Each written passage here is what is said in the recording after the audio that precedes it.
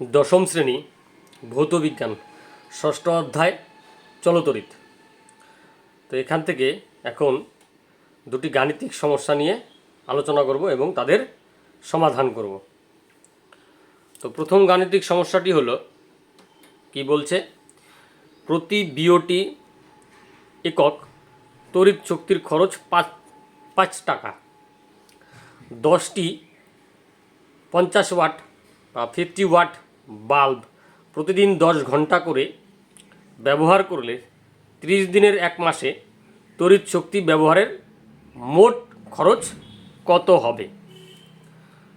তো প্রথমত বাড়িটিতে বা কি দেখতে পাচ্ছি 10টি 50 ওয়াটের বাল্ব আছে, তাহলে মোট বাল্বের ক্ষমতা কত? 10টি বাল্ব মিলে মোট ক্ষমতা কত? 10টি বাল্বের মোট ক্ষমতা হচ্ছে 10 × 50 ইকুয়ালস টু 500 ওয়াট বা 500 ওয়াট। এবার এই 500 ওয়াট যদি 10 ঘন্টা করে ব্যবহার করি প্রতিদিন, তাহলে একদিনে তড়িৎ শক্তি কতটা ব্যবহার হবে? প্রতিদিন তড়িৎ শক্তির খরচ 500 × 10 ওয়াট ঘন্টা।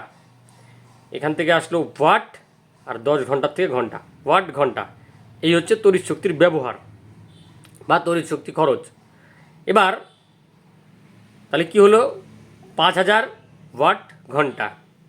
এবার এটাকে আমরা কিলো ওয়াটে কনভার্ট করব, ওয়াট ঘন্টাকে। তাহলে কি করতে হবে? 1000 দিয়ে ভাগ করব। 5000কে 1000 দিয়ে ভাগ করলাম, সেটা হলো 5 কিলো ওয়াট ঘন্টা। আর কিলো ওয়াট ঘন্টাকেই বলা হয় বিওটি বা বোর্ড অফ ট্রেড ইউনিট। সেটাই হচ্ছে আমাদের যে বিদ্যুৎ খরচ আমরা বলি যে কত ইউনিট খরচ হয়েছে, সেটা হচ্ছে অ্যাকচুয়ালি বিওটি বা কিলো ওয়াট ঘন্টা। তাহলে কি দেখতে পাচ্ছি, যদি 10টি 50 ওয়াটের বাল্ব প্রতিদিন 10 ঘন্টা করে ব্যবহার হয়, তাহলে 30 দিনের খরচ হবে, প্রতিদিন তড়িৎ শক্তির খরচ হবে 5 কিলো ওয়াট ঘন্টা বা 5 বিও2 বা 5 বিওটি। তাহলে সুতরাং 30 দিনের এক মাসে, অর্থাৎ 30 দিনেও হয় আবার 31 দিনেও মাস হয়, তো আমরা প্রশ্নে বলে দেওয়া আছে 30 দিনের মাস। 30 দিনের এক মাসে তড়িৎ শক্তির খরচ কত হবে? 5 × 30 = 150 বিওটি।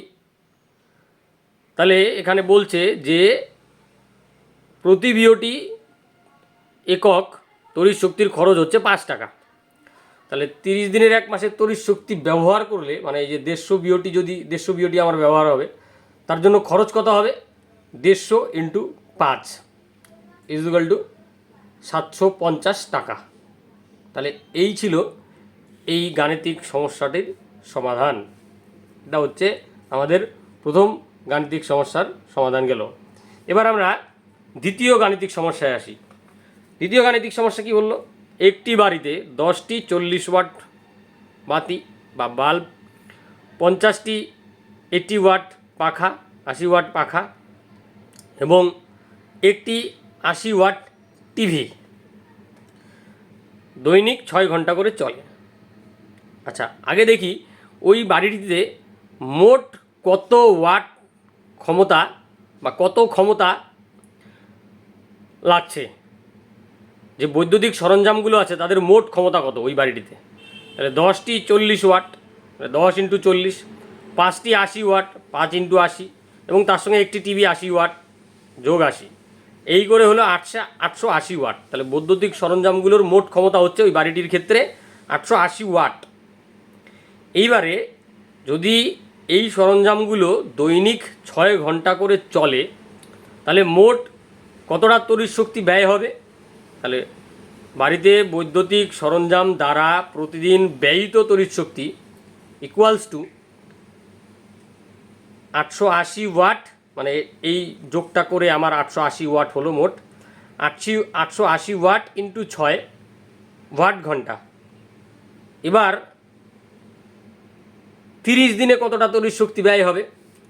তাহলে বাড়িতে বৈদ্যুতিক সরঞ্জাম দ্বারা প্রতি মাসে এখানে প্রশ্নে 30 দিনের মাস বলে দেওয়া আছে, 30 দিনের মাসে। তাহলে প্রতি মাসে ব্যয়িত তড়িৎ শক্তি ইজুকাল টু কত হবে? এই অংশটাকে আমরা 30 দিয়ে গুণ করব, মানে এটাকে আমরা 30 দিয়ে গুণ করব। 880 ইন্টু 6 ইন্টু 30 ওয়াট ঘন্টা। এটাকে গুণ করলে আমাদের কি দাঁড়াবে? রেজাল্ট দাঁড়াবে 158,400, অর্থাৎ 1,58,400 ওয়াট ঘন্টা। এটাকে আমরা কিলো ওয়াট ঘন্টা বা বিওটিতে পরিণত করব। তাহলে কি করতে হবে? আমাকে 1000 দিয়ে ভাগ করব। তাহলে 158,400 ডিভাইড বাই 1000 করলে পরে আমাদের 158.4 158.4 কিলো ওয়াট ঘন্টা বা বিওটি আসবে। এখন আমার বলে দেওয়া আছে, তাহলে এই প্রশ্নটার উত্তরটা কিন্তু হয়ে গেল। 30 দিনের মাসে ওই বাড়ির মাসিক শক্তি ব্যয় কত? তাহলে 30 দিনে মাসে ওই বাড়িটির মাসিক শক্তি ব্যয় হচ্ছে 158.4 কিলো ওয়াট ঘন্টা বা বিওটি। এবার প্রতি ইউনিটের দাম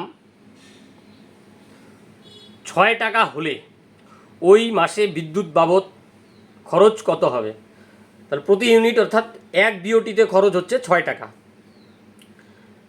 তাহলে আমার এই 158.4 বিওটিতে খরচ কত হবে? তাহলে এখন আমরা লিখব, বাড়িতে বৈদ্যুতিক সরঞ্জাম দ্বারা প্রতি মাসে ব্যয়িত তড়িৎ শক্তির খরচ 158.4 ইন্টু 6 ইকুয়ালস টু 950.4 এত টাকা।